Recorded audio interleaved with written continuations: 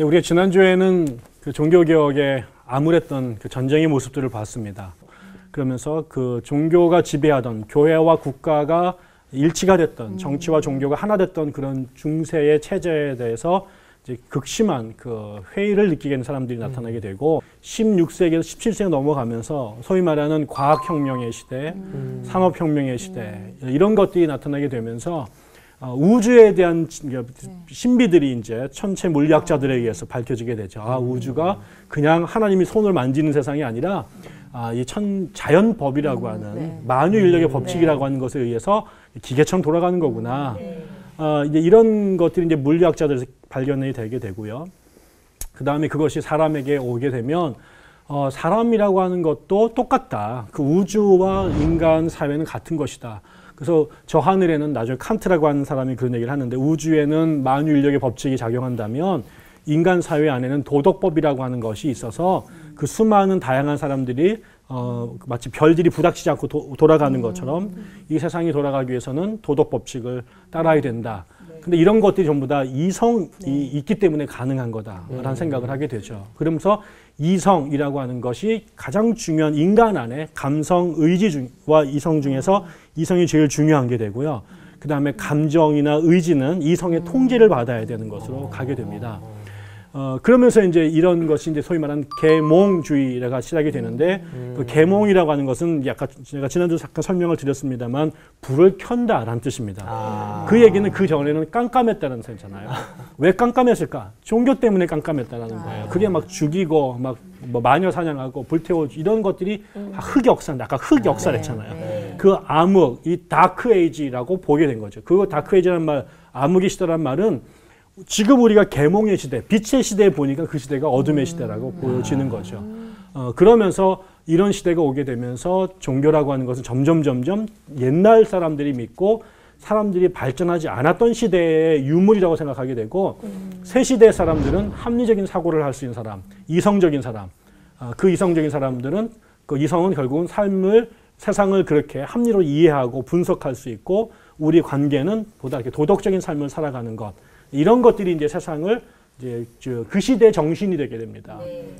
그게 이제 과학으로 그 다음에 철학으로 그러니까 신학도 교회도 그거에 대응하기 위해서 성경을 합리적으로 기독교 교리를 이성적으로 설명하는 운동들이 생겨나기 시작했죠. 이거를 이신론이라고 말해요. 이신론이라고 하는 거는 아까처럼 우주 만물이 그냥 뿅 하고 생겼다라기보다는 하나님의 신비한 손에 의해서 막 신비하게 돌아가는 게 아니라 자연의 법칙대로 돌아가는 것이고 또 성경도 그렇게 읽어야 된다. 그러니까는 우주의 법칙이 있는데 그 법칙을 깨뜨리고 벌어지는 현상, 우리 그걸 기적이라고 말하는데 아니 20층에서 떨어지면 죽어야죠. 근데 안 죽는 거예요. 암이 걸렸으면 죽어야죠. 근데 안 죽는 거예요. 이걸 우리가 기적이라고 말하잖아요. 기적을 부정하게 되는 거죠. 그거는 하나님께서 자연의 법칙을 어기신 거기 때문에 그런 일은 없다. 그 성경을 보니까 예수님께서 물리를 걸어요. 이거는 법칙에 안 맞는 거죠. 거짓말이죠. 이런 걸 제어하게 됩니다. 그러면서 그 나중에 예를 들면 그런 것이 이제 미국과 영국이 아주 유행하게 되고 성경 안에서 우리가 이성적으로 용납할 수 없는 것들을 지워버리게 되죠. 그러니까는 우리가 이성적으로 성경을 읽을 수 있게끔 만들어 버리는 거예요. 이런 시대가 이제 신학 안에 돌게 되고 모든 것들이 이성으로 판단할 수밖에 없는 이런 시대가 되는데 바로 흥미롭게 그 시대에 제가 말씀드린 것처럼 그런 고등교육을 받았던 지성인들 안에 성령이 오시는 거예요. 그래서 이성적으로 합리적으로 판단할 수 없는 것은 전부 다 거짓이거나 무지몽매한 거라고 취급했는데 성령이 오시는 걸 어떻게 이성으로 설명이 돼요. 이 신비로운 세상이 있다는 것들을 인정할 수밖에 없게 된 거죠. 그런 것은 반드시 어떻게 되냐면 내가 공부를 해서 가는 게 아니라 그분이 오신 경험이 있으니까 이 경험을 어떻게 설명해야 돼? 이렇게 되는 거죠. 그러면서 이제 우리가 말하는 부흥운동이라는 게 세워지는데 이 부흥운동이 영국과 미국에서 벌어져요. 근데 그 당시는 미국이 영국의 식민지였어요. 두 나라가 서로 같은 나라라고 볼 수 있고요. 그곳에서 벌어진 이 부흥운동이라는 게 교회사에서는 그전까지 거의 없었던 새로운 형태의 교회 모습, 신앙생활을 만들어내게 되죠. 오늘은 제가 그 미국의 이야기를 할 것인데 그 이야기를 거꾸로 쭉 이렇게 시간을 거슬러다 보니까 청교도라고 하는 것과 만나요. 청교도와 이 부흥운동이 미국에서 만나고 거기에서 부흥운동이 터져나오는데 먼저 그럼 제가 이제 청교도 얘기를 잠깐 하고 그다음에 어떻게 미국으로 영국에서 시작된 청교도가 미국으로 갔는지 그게 어떻게 대각성 운동, 부흥운동으로 갔는지를 오늘 같이 이야기를 좀 해보려고 합니다. 네, 네. 청교도라고 하는 거는 간단하게 설명을 드리면 제가 설명 시간이 없어서 못하고 넘어갔는데 영국에서 종교개혁이 벌어졌을 때 그 지난번에 말씀을 드린 것처럼 영국 성공회는 종교개혁에 대한 신학적 고민에서 출발한 게 아니라 그 임금이 결혼하고 싶었는데 예, 카톨릭 법에 의해서 결혼을 못하게 되자 장가를 가고 싶어서 이제 교회를 나오는 거죠. 교회를 옮긴 겁니다. 이쪽 목사님이 결혼 허락 안 해주니까 저쪽 교회로 간 거예요. 그리고 나서 이제 그분이 이렇게 뛰어는 났어요. 근데 이게 카톨릭 교회가 싫어서 나온 게 아니었기 때문에 기본적으로 카톨릭이라는 종교 자체에서는 반감이 없었어요. 그거를 그대로 갖고 오게 되고 그러나 이제 더 이상 돌아갈 수 없으니까 신앙 내용 면에서는 이제 그 칼빈의 영향을 받아들여서 이 중도 노선을 취하게 되죠. 그래서 그게 이제 영국 국교회, 지금 성공회라고 불리는데 이 성공회 제일 중요한 거는 비아 메디아, 중도라고 하는 거예요. 그거는 개신교와 카톨릭의 중도라고 말하는 거죠. 이 헨리 8세가 종교개혁을 시작하고 그 죽고 나서 그의 어린 아들이 에드워드 6세가 돼요. 근데 이 에드워드 6세 때 어리니까 이분을 이제 그 대리청정 뒤에 있는 분이 이렇게 섭정을 해서 정치를 하는데 그 사람이 썸머셋 공이라는 분인데 이 사람이 아주 열성적인 종교 개혁자였어요. 그래서 영국 교회가 카톨릭에서 점점 개신교로 에드워드 6세 때 가요. 그런데 이 친구가 얼마 못 살고 금방 죽어요. 어린 나이에. 그러자 그 처음에 헨리 8세의 첫 번째 부인이었다가 소박을 맞았던 사람이 아라곤의 캐서린이라는 사람인데 합스부르크가 출신의 여자였어요. 그 사람이 딸을 하나 낳고 이제 이혼을 했는데 그 딸이 메리라고 하는 여자인데 이제 자기 동생의 뒤를 이어서 이제 왕이 돼요. 그래서 헨리 8세, 에드워드 6세, 그다음에 메리. 근데 메리가 임금이 되자 자기 어머니가 부당하게 아빠한테 소박을 맞고 쫓겨났잖아요. 그 원한을 갚아요. 그 이 집안이 합스부르크가 집안이에요. 거기는 뼛속까지 카톨릭이에요. 이 사람이 영국 교회를 다시 카톨릭으로 바꾸고 그때 엄마를 반대했던 사람들을 잡아서 300명이 넘는 사람들을 화형에 처해 죽입니다. 그러자 그때 그 영국 교회에서 종교를 일으켰던 사람들이 극적으로 대부분은 죽고 소수의 사람들이 운 좋게 탈출을 해서 어디로 가냐? 그 당시에 유럽의 종교개혁의 중심지였던 제네바로 갑니다. 거기에 칼빈이 계셨고 칼빈 밑에서 망명 생활을 하게 되면서 그 당시에 제네바는 종교개혁이 거의 유일하게 국가와 교회가 합의를 해서 모두 완성된 형태의 모범을 갖고 있었잖아요. 이거를 본 거죠. 그래서 잘 사람들이 나도 돌아가는 우리나라를 이렇게 만들어야지 했는데 메리가 5년인가 밖에 못하고 또 이제 병이 걸려 죽습니다. 그리고 이 헨리 8세가 이혼하고 결혼하고 싶었던 여자, 그 사람이 앤 볼린인데 그 여자가 결혼했던 유일한 낙이 아들을 낳기 위함이었는데 그 앤 볼린이 딸을 낳아요. 그래서 이 헨리 8세가 열받아서 앤 볼린을 간통 혐의로 몰아서 죽여버려요. 그리고 나서 네 번인가 세 번인가 더 결혼을 하게 되는데 그때 이 앤 볼린이 하나 낳고 죽임을 당했던 딸이 나중에 엘리자베스 여왕이 됩니다. 근데 엘리자베스가 여왕이 되자 그 망명했던 제네바에 있었던 그 영국 사람들이 돌아옵니다. 돌아오고 그때 이제 엘리자베스 밑에서 영국 사회를 제네바 사회처럼 바꿔야지 하고 이제 꿈을 꾸게 되죠. 그래서 이 사람들이 보니까 영국 성공이라는 게 카톨릭을 그대로 갖고 오고 거기다 개신교를 조금 이렇게 끼워 맞추기 식으로 갔잖아요. 그래서 너무나 많은 카톨릭의 잔재가 개신교라는 이름을 갖고 있는 영국 성공회 안에 남아있다. 그래서 우리 교회 안에 있는 이 천주교의 잔재를 청소해야 된다라고 주장하게 되죠. 신부님들의 옷도 영국 사제의 영국 성공회 신부님의 옷이 천주교 신부들의 옷과 똑같은 거예요. 이런 거부터 이제 문제를 삼아서 왜 그런 옷 입냐? 옷 벗어라. 막 이런 싸움들을 하게 되니까 밖에 있는 사람들이 니들은 뭐 얼마나 깨끗하길래 이렇게 청소하라고 막 그러느냐. 그래서 되게 깨끗한 척하네. 이러면서 이제 갖다 붙인 이제 그 경멸처럼 부른 이름이 퓨리턴이란 말이에요. 퓨리탄 말이 purify라고 하는 동사가 정결케 하다, 청소하다 이런 뜻이잖아요.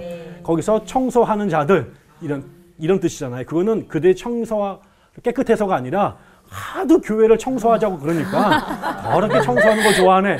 이렇게 갖다 붙인 정멸적인 이름이에요. 그게 이제 나중에 그들의 이름이 되죠. 그래서 청교도. 네, 그래서 청교도가 된 거죠. 근데 이분들은 흥미롭게 영국 교회가 영국 왕실을 지지했던 사람들은 옥스포드 대학 출신들이고 이 청교도들은 주로 캠브리지 대학에서 나오게 됩니다. 이 사람들이 영국의 하원을 지배하게 되고 상공업자들과 연계가 되면서 영국 왕실과 이제 갈등을 하게 되는데 결국 영국 왕실과 하원이 싸움을 계속하게 된 것. 이게 결국은 영국의 의회 민주주의 제도가 발전하게 되는 기원이 되고 그래서 결국 이 사람들은 그렇게 해서 영국의 법을 바꿔서 그게 청교도 그러니까 칼빈이 했던 거잖아요. 스위스에서 네. 시의회와 연결돼서 영국의 그 제네바의 종교를 바꿨던 것처럼 영국도 그러기를 바래요. 그런데 이게 나중에 영국이 내전에 들어가게 되고 왕실과 의회가 엎치락 뒤치락 싸움을 하게 되는데 그러다 나중에는 이 청교도들 중에 더 이상 내가 볼 때는 이 영국 사회가 개혁이 될 가능성이 없다. 왜냐면 왕들은 계속해서 성공회를 밀고 또 어떤 왕은 심지어 카톨릭으로 돌려가려고 하게 되니까 자기들이 꿈꾸는 이 사회가 영국에서는 불가능하다고 생각하는 사람들이 생겨나요. 그러면 영국 교회를 바꿀 수 없다면 우리가 나가는 수밖에 없다. 이 사람들을 이제 분리파 청교도들이라고 그래요. 분리파. 또 분리. 예, 그래서 이 사람들이 영국이 불가능하니까 처음에 네덜란드로 갑니다. 네덜란드는 종교의 자유가 보장되던 나라라 또 거기는 이제 그 청교 뭐죠 칼빈파가 네. 득세하고 있었기 때문에 그걸로 가요. 갔는데 문제는 뭐냐면 애들이 문제야. 그 네덜란드 너무나 종교 자유가 열려져 있어가지고요. 애들이 나쁜 영향을 받는다고 생각을 한 거예요. 그래서 아버지들이 몇 년 살다가 이거 안 되겠다. 자식 교육 때문에 이건 다 망친다. 그래서 다시 영구로 돌아와요. 네. 영구로 돌아왔는데 그때 그 몇 년 전에 그러니까 1607년에 영국이 드디어 이 남미국의 그 북주에서 버지니아주를 개척을 해서 식민지를 처음 만들게 되면서 버지니아 이민자들을 모집하게 되는데 영국이 어렵고 네덜란드가 안 되면 아무도 없는 무주공산에 우리가 칼빈 같은 나라를 세우자. 그래서 미국으로 이민을 갑니다. 그때 그 배를 타고 떠난 사람들 그 사람들이 떠난 그 항구가 플리머스 항구였어요. 그들이 원래 그래서 버지니아로 갔는데 배가 폭풍우가 막 쳐가지고 배가 버지니아 못 닿고 위로 막 밀려가지고 전혀 예상하지 않던 곳에 딱 내려요. 그리고 이 동네가 처음 간 동네잖아요. 이름이 없어요. 그래서 떠나온 항구 이름을 갖다가 거기다 붙여요. 그래서 플리머스에서 떠나서 플리머스에 도착하는 이렇게 되고 그게 이제 플리머스 개척지가 되고 거기에 이 비분리파들이 와서 식민지를 새로 개척을 합니다. 근데 이 사람들이 청교도들이고 신앙을 위해서 고국을 버린 사람이에요. 이게 지금 미국 이민 가는 것과 다릅니다. 그 당시 유럽에서는 영국이 최고였고 가장 문명이 발전했고 이 남미는 인디안들과 곰이 살던 동네예요. 거기 아무것도 없는 정말 그 황무지죠. 그래서 그 나중에 미국의 그 청교도들의 시대를 표현하는 말이 이 광야의 심부름이라는 이런 표현이 나오는데 이게 황무지 땅에 하나님의 서신을 들고 간 사람들로 그들을 표현하게 되죠. 거기에 가서 식민지를 개척하고 이들이 거기다가 제네바의 칼빈이 세웠던 그 나라를 세우고 싶은 거예요. 그래서 어떻게 세우느냐? 처음에 칼빈의 제네바는 교회 바깥의 시의회가 다시 말하면 우리 일반 생활이 성경의 기초에 세워진 나라예요. 그러니까 어떻게 하면 그렇게 세울까? 이렇게 세웁니다. 교회에서 태어나면 유아 세례를 주는데 그리고 나서 얼마 지나고 나면 이제 유럽은 유아 세례로 그냥 끝났어요. 그런데 칼빈은 이거 갖고는 안 돼. 이 청교도들은 아빠 엄마가 예수를 믿는 곳에 태어났기 때문에 그냥 기독교인이 되거나 교인이 되면 안 된다. 그거 갖고는 부족하다. 정말 하나님을 만난 사람이 교회를 이끌고 나가고 국가를 끌고 나가야 된다. 그러면 어떻게 하느냐? 유아 세례를 받아야 되고 두 번째 일정한 나이 전에 반드시 중생의 체험이 있어야 된다. 그런데 중생의 체험 했는지 어떻게 하느냐? 지가 주장한다고 그냥 다 받아야 그게 아니라는 거죠. 전 교인들 앞에서 내가 언제 중생했다는 간증을 합니다. 그러면 성도들이 딱 듣고 저게 진짜인지 짝퉁인지를 투표를 통해 내가 볼 때 저거 진짜다. 아니다. 그래서 사람들이 다수가 저건 정말 주님 만난 것 같다. 라고 인정이 되면 그 사람에게 교회 정회원을 줘요. 정회원이 돼야 드디어 성찬식에 참여할 수 있게 되고 교회의 선거권 혹은 피선거권을 주게 되는 거죠. 다시 말하면 그냥 기독교 가정에서만 되면 안 되고 하나님을 인격적으로 만나야 된다. 그 체험이 있어야 진짜 기독교인이다라는 거고 그런 기독교인이 교회를 운영해야 된다는 거죠. 그러니까 미국으로 건너간 청교도들이 그렇겠죠. 거예요. 예, 그리고 난 다음에 이 사람들이 그럼 이제 정회원을 자격을 주는데 이 정회원들만 정치권을 참정권을 주자는 거예요. 그 사람들만이 시의회에 출마할 수 있고 그 사람들을 뽑을 수 있는 권한을 주자. 그래서 성경과 성령으로 거듭난 사람이 교회도 지배하고 세상도 다스리도록 만들자. 문제는 그리고 나서 30년 정도 지나니까 무슨 문제가 되느냐. 처음에 여기 온 사람은 이거를 위해서 고향까지 버린 사람이에요. 문명과 재산을 버린 사람들이에요. 그런데 흥미로운 거는 그 아버지의 이 열혈한 신앙이 유전이 되지 않는다는 거죠. 애들은 그냥 목사님, 장로님 집에 태어난 거야. 그렇지만 그런 결단을 하고 지가 선택한 게 아니잖아요. 좀 지나고 나면 이런 이민자들의 숫자가 줄어들어요. 영국이 이제 정리가 되니까 시민을 뭐하러 거기 가겠어요. 그 다음에 다른 이민자들이 많이 왔는데 그 사람들은 청교도들이 아니에요. 돈을 벌기 위해서 온 사람들이 더 많은 거죠. 그러니까 교회 안에 좀 지나고 나니까 무슨 문제가 벌어지느냐 이런 겁니다. 예를 들면 처음에는 그 교회가 다 이렇게 예수님 믿고 중생한 사람들로 구성이 되고 그들이 성찬식에 참여해요. 그런데 30년 정도 지나고 나면 성찬식에 참여할 수 있는 이 거듭난 신자의 숫자가 점점 줄어요. 아버지 좋은 집에 태어났는데 중생의 체험이 없이 결혼해요. 그러면 그 애를 낳는데 그럼 이 애는 유아세를 줘야 되느냐 말아야 되느냐 이런 문제가 되어지는 거죠. 이러면서 교회 안에 정말 1세대 청교도 같은 사람들이 점점 줄어들게 되고 또 하나 문제가 무슨 일이 벌어지냐면 그 전에는 땅은 많고 사람이 적으니까 그러면 아이를 일찍 결혼시킬 수 있죠. 왜? 그 결혼하면서 땅떼기 이렇게 떼어주면 먹고 살 수 있는 거예요. 독립할 수 있는 거예요. 근데 세월이 지나면서 인구는 많아지고 땅이 줄어들어요. 무슨 문제가 되냐면 떼어줄 땅이 없게 되죠. 그러면 이 아이가 결혼해야 되는데 그 당시 농촌 사회고 그러면은 먹고 살 길이 막막해지니까 자꾸 무슨 문제가 되느냐 결혼 연령이 늦어져요. 그렇다고 결혼 연령이 늦어지고 땅이 없다고 제2차 성징기가 늦게 오는 건 아니잖아요. 이 얘기가 무슨 얘기냐 물레방앗간 뒤에서 만나는 기간이 점점 길어지게 되죠. 그러니까 결혼하기 전에 아이를 배는 아이들이 점점 많아지기 시작하게 되죠. 도덕적으로 어려워지게 되죠. 그러니까 제1세체 청교도들은 족을 버리고 미국 땅에다가 칼빈의 제네바 국가를 세우고 싶었는데 세월이 지날수록 교인들의 숫자는 점점 줄어들고 거기에 거듭난 사람들의 숫자는 줄어들고 2세대, 3세대 애들은 말 안 듣고 그다음에 교회 안 오고 자꾸 물레방앗간 뒤로 가고 이런 일이 많아지면서 목사님들이 이 나라가 정말 언덕 위에 시온 산성과 같은 교회예요. 만인이 우러보는 제사장 국가가 될 줄 알았는데 30년도 못 가서 이게 안 되겠다는 생각이 들어드는 거죠. 바로 이 시대에 흥미로워요. 동시다발적으로 미국의 여러 곳의 식민지가 이제 막 처음엔 영국이 왔지만 그는 프랑스도 오고 뭐 스코틀랜드도 오고 네덜란드도 옵니다.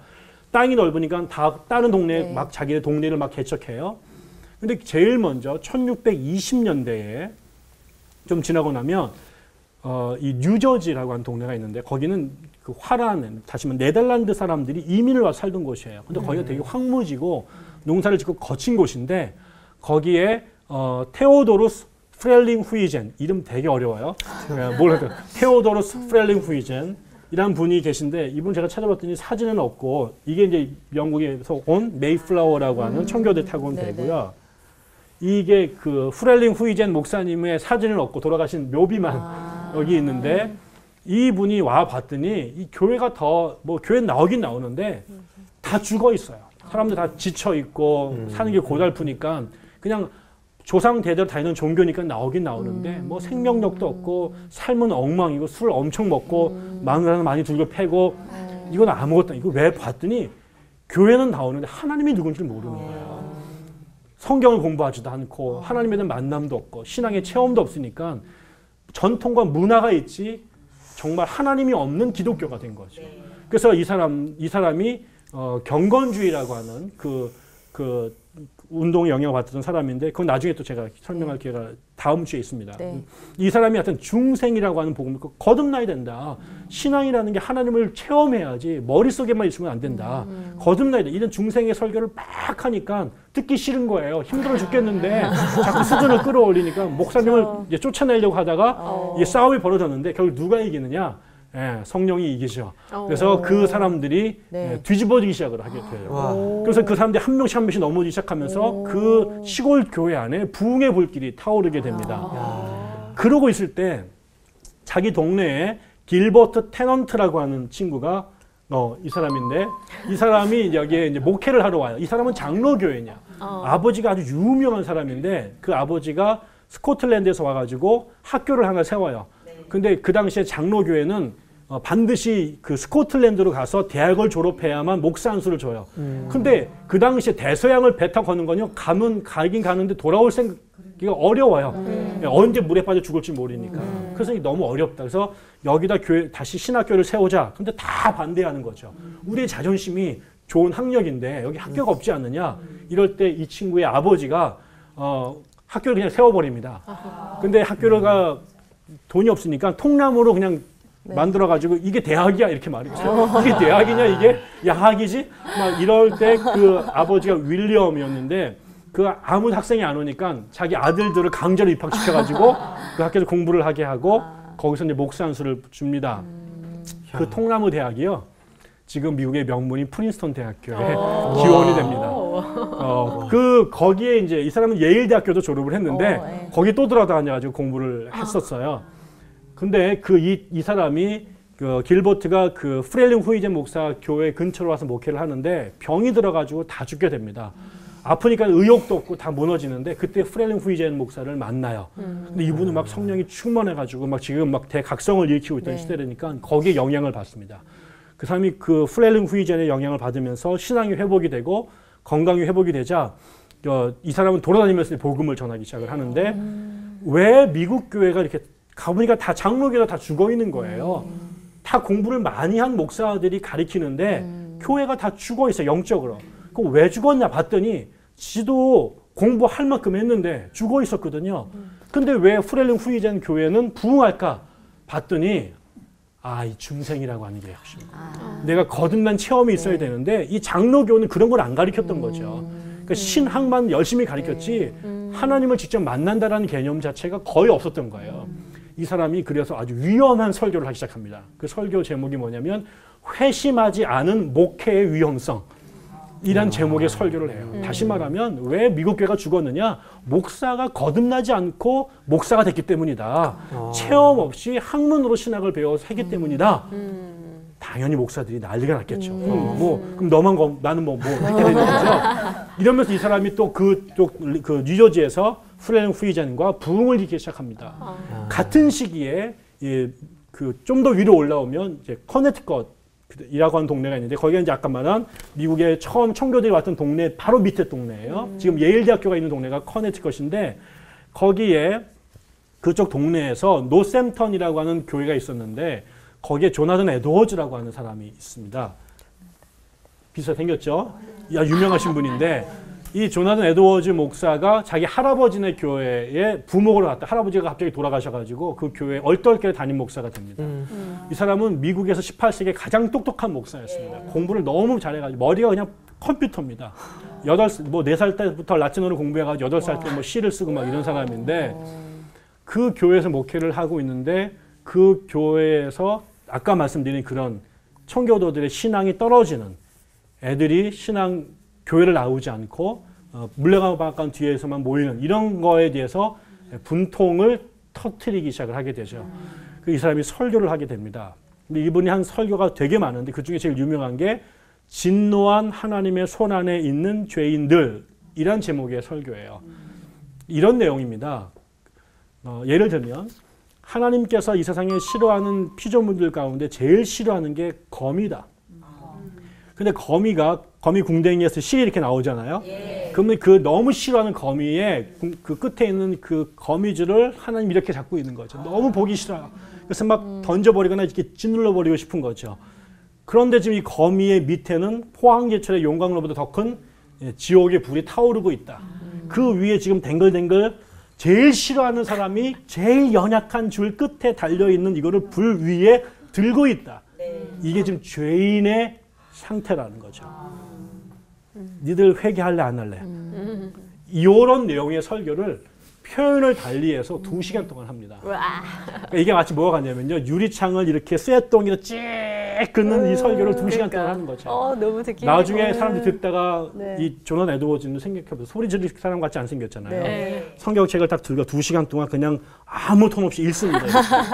더 무서워. 거기에 30분이 지나자 여인들이 비명을 지르고 뛰쳐나가고 막 쓰러지고 이런 일이 벌어지면서 회개가 터져나기 시작하죠. 이런 일들이 천지 사방에서 프렐링 후이젠이 길버트가 그 다음에 조나단이 동시다발적으로 터지게 됩니다. 이때 나중에 이 여기에 또 한 명의 사람이 영국에서 날아 들어오게 됩니다. 조지 위필드라는 사람인데 이 사람은 다음 주에 말할 그 존 웨슬리의 제자이면서 친구인 영국의 성공의 목사입니다. 근데 이 사람이 미국의 조지아주에 새로운 그 조지아주라고 하는 남부의 그 영국 식민지가 개척이 되는데 그 조지아주에서 이제 그 고아원 사업을 하기 위해서 영국 선교회가 파송하게 되죠. 미국의 영국에서 온 그 이민자들의 목회를 하러 왔는데 이 사람이 특별히 거기서 그 고아원 사업을 하게 됩니다. 고아원 사업을 하게 되니까 돈이 필요해서 그 펀드를 모으기 위해서 순회 설교 여행을 하게 되는데 그러다가 누구를 만나냐면 아까 말했던 길버트 아버지 윌리엄 테넌트를 만나게 돼요. 근데 그분이 굉장히 유명한 분이었는데 이분이 딱 보니까 이게 조지 위필드가 이게 인물이에요. 이 사람을 그 조지아는 시골이고 그 당시 미국의 중심이었던 이 보스턴 그 다음에 커네티컷 지역으로 이제 소개를 해서 이 사람이 미국 전역을 7번을 돌면서 순회 이제 그 전도 집회를 하게 되죠. 근데 이 사람은 교회 역사에서 정말 손 안에 들어가는 제 생각에는 3손가락 안에 들어가는 가장 탁월한 설교자였습니다.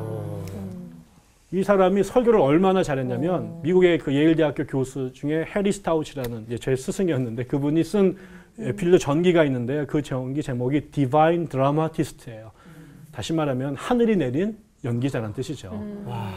이 사람은 원래 그 연극 배우가 되고 싶었던 그 여관집 자식이었는데 집이 가난해요. 근데 이제 똑똑해가지고 옥스퍼드 대학교에 들어갔는데 돈이 없으니까 근로장학생으로 대학에 들어갑니다. 그러다가 존 웨슬리를 만나게 되고 존 웨슬리의 동생인 찰스 웨슬리가 옥스퍼드 대학교에 기독교 동아리를 하나 만들어요. 그게 홀리 클럽이라는 건데 거기 멤버가 되죠. 근데 이 친구가 너무 설교를 잘하는데 설교를 할 기회가 없잖아요. 그래서 막 밖에 나가서 길거리에서 막 복음을 전합니다. 근데 한번 모인 자리에서 막 5,000명, 6,000명, 7,000명이 모여서 막 뒤집어지는 역사가 나타나게 되죠. 나중에 이 사람이 존 웨슬리를 끌고 밖으로 나가서 사람들이 교회 안 온다고 왜 기다리만 합니까? 시장에 나가서 복음 전합시다. 그래서 막 노상에서 복음을 전하기 시작을 했는데 그게 영국의 부흥운동의 시초가 되죠. 이 사람이 미국에 왔는데 설교를 어느 정도로 잘하냐면 일단은 목소리가요. 한 번 설명하면 한 6만 명이 그냥 마이크 없이 목소리를 들었대요. 발성이 좋군요. 뭐 엄청나죠. 나중에 설교하다 강당에서 쓰러져 돌아가십니다. 아 정말요? 예, 그리고 설교를 너무 잘해가지고 이분이 메소포타미아라는 말만 해도 다 울었대요. 진짜? 왜 그러는지 모르겠는데 그 어떤 사람이 쓴 말에 의하면 그 특별히 이제 그 벤자민 프랭클린이라는 사람이 그 피레침 만든 미국의 유명한 사람인데 교회를 되게 싫어했어요. 그래가지고 아주 반기독교적인 그 글을 많이 쓰던 사람인데 어느 날 조지 위필드가 동네 와서 부흥회를 한다는 얘기를 듣고 이제 그 취재를 갑니다. 그러면서 그 듣기에 이 사람이 설교를 너무 잘해가지고 마지막에 꼭 헌금 얘기를 하는데 내가 오늘 내가 한 푼이라도 내가 내면 내가 누구 자식이다 이러고 이제 다짐을 하고 가죠. 근데 나중에 그 프랭클린이 쓴 글에 의하면 위필드가 설교를 시작한 지 5분이 지났을 때 갑자기 코끝이 찡해지면서 눈물이 핑 돌았다. 내가 여태까지 설교를 듣고 이런 현상이 벌어진 건 처음이기 때문에 내가 동전 한 입 주겠다. 다시 5분이 지납니다. 눈물이 막 쏟아집니다. 그래, 내가 은화를 내가 주고 가겠다. 근데 그날 집에 돌아와서 나는 그날 내 주머니가 다 털렸다. 이게 씁니다. 그래서 이 사람이 동네 사람들 여러 얘기하면서 너는 아무튼 가면 돈을 다 털리니까 상책은 그 위필드 집회 갈 때 절대 돈을 안 가져가는 게 상책이다. 그래서 어떤 사람이 그 얘기를 듣고 돈을 안 가져갑니다. 근데 그 사람이 갔다 와서 일기에 다시 씁니다. 나는 위필드의 설교를 듣는 내내 옆 사람한테 돈을 꾸고 다녔다. 뭐 이런 얘기가. 그 정도 설교를 잘해요. 근데 이 분이 이 똑같이 부흥의 설교를 하게 됩니다. 중생의 복음을 선포하게 되고 또 복음을 전하는데 교단이 다르다고 강제성이 안 세우는 거예요. 이게 너무 분노했죠. 그래서 이 사람이 나중에 이런 설교를 합니다. 연극을 하는데 아브라함과 자기가 이렇게 대화하는 식으로 막 1인 2역을 막 하죠. 아브라함이요, 거기에는 누가 갑니까? 천주교인입니까? 그랬더니 아브라함이 아니다. 그러면 거기에는 성공의 신자가 갑니까? 아니다. 그럼 장로교인입니까? 뭐 아니다. 그럼 도대체 거기는 누가 간단 말입니까? 그랬더니 여기는 그리스도인이 온다. 이렇게 얘기를 합니다. 그러니까는 우리가 그리스도인이면 되지. 거기에 장로교인, 침례교인 이래서 서로 싸움하는 거에 대해서 이 사람이 반기를 들죠. 결국 위필드를 통해서 각 지역의 소규모로 있었던 이 부흥운동이 미국 전역으로 확산이 됩니다.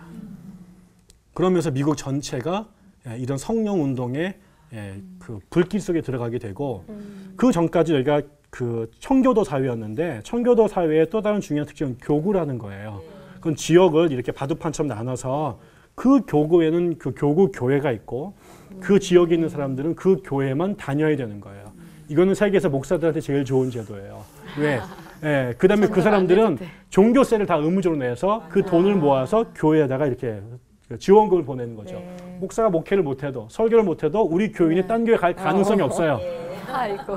그러니까는 그러니까 이게 목사한테 좋은데 지나가면 목회자들을 나태하게 만들죠. 그 미국의 신앙이 다운되게 되는 이유가 됩니다. 근데 위필드가 이 판을 깨버리죠. 남의 교회에 막 돌아다니죠. 그러니까 처음에 막 문을 닫으니까 또 그것도 닫았다고 또 삐져가지고 누가 갑니까? 막 이런 설교하고 결국 이렇게 되면서 나중에는 누가 생기냐면 이 위필드의 설교를 따라다니는 제자. 팬클럽이 형성이 됩니다. 오덕이라고 요즘에 말하는. 오덕.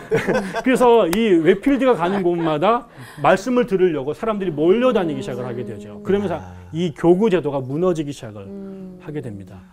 그 전까지는 목회자들이 아까 처음에 드렸지만은 글을 읽는 이 청교도들은 굉장히 아까 캠브리지 대학을 나오는 학자들 중심의 교회였어요. 내가 쓴 글이 그 다음에는 책으로 출판될 수 있는 높은 수준의 글들이었습니다. 조나단 에드워즈도 예일 대학을 나왔고 나중에 프린스턴 대학교 총장이 된 사람인데 목사님 어디 계세요? 그러면 네, 서재에 계세요. 이렇게 들었고 하루에 13시간씩 공부만 했다는 거죠. 그래서 엄청난 대학자들입니다. 그런데 그거는 글을 못 읽는 사람들은 소외되잖아요. 그런데 위필드가 그걸 던져버립니다. 원고를 던져버리고 아까 조나단에서 이렇게 2시간 읽었대잖아요. 이 사람은 즉흥으로 원고 없이 설교를 하기 시작하게 되죠. 그런데 원고 없이 설교를 하게 되면 귀만 있으면 다 들을 수 있잖아요.